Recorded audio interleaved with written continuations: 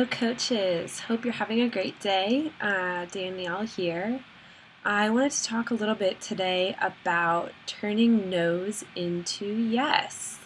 I think sometimes we get to conversations, we go pretty deep, and then you finally get the courage to invite, and you get an immediate no, not right now, not for me.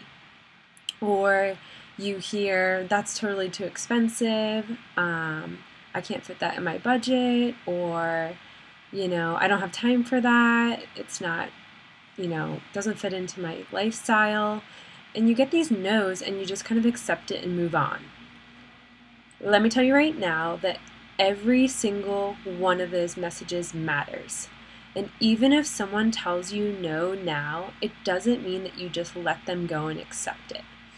And it's not that I want you to be pushy or over the top with them, because your goal is not to push them into something that they don't want to do.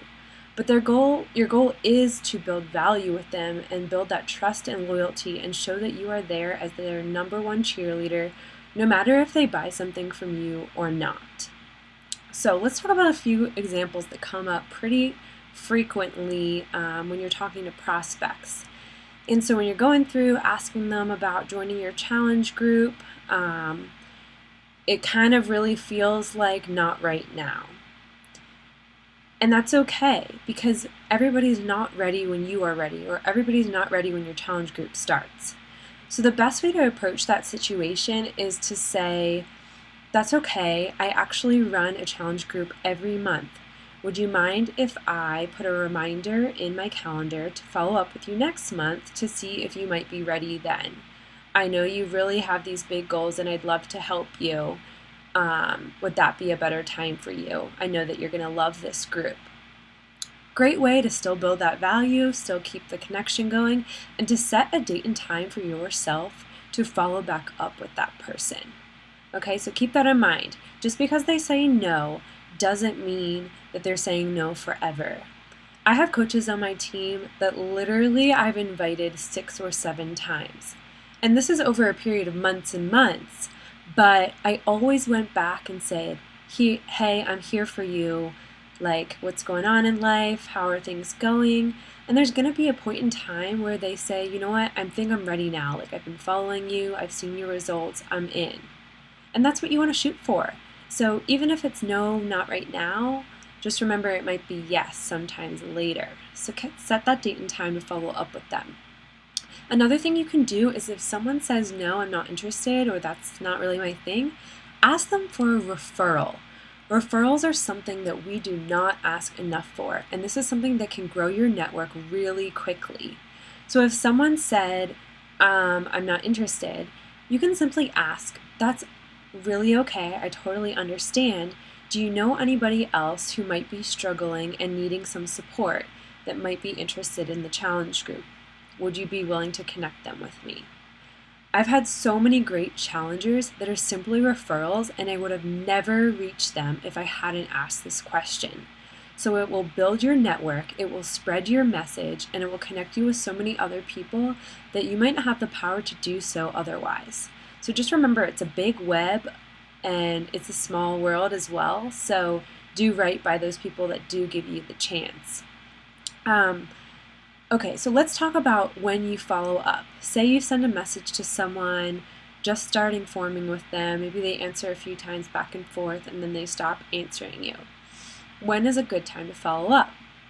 So probably 1 to 3 days after you ask them or invite them to your challenge group, and maybe they say they're interested and you start explaining details and then they go silent.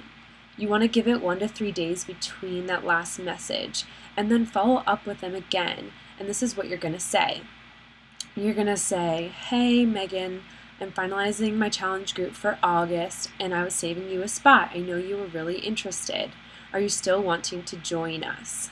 So this will give you the opportunity to get a solid yes or no out of them.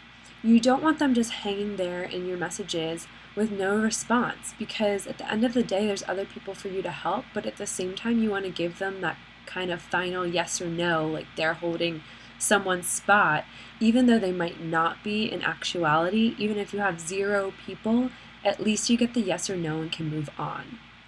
And if you still don't get an answer after this, wait another 1 to 3 days and use this as your last shot message for this challenge group. You're going to say, "Hey Megan, me again. I know you are interested in the challenge group for this month, but maybe right now doesn't seem like a good time for you. Don't worry, it doesn't hurt my feelings. I'll follow up with you next month." And then simply ask them, is there anything else that you can help them support with? Like, can you provide a recipe? Are they looking for a new way to mix up their meal plans? Do they really like soda, but they're trying to kick that habit? Like, insert LaCroix there. It's a perfect opportunity to give all these little tidbits you've learned as a coach throughout your challenge groups and provide that value to them, no matter if they're interested in the challenge group or not.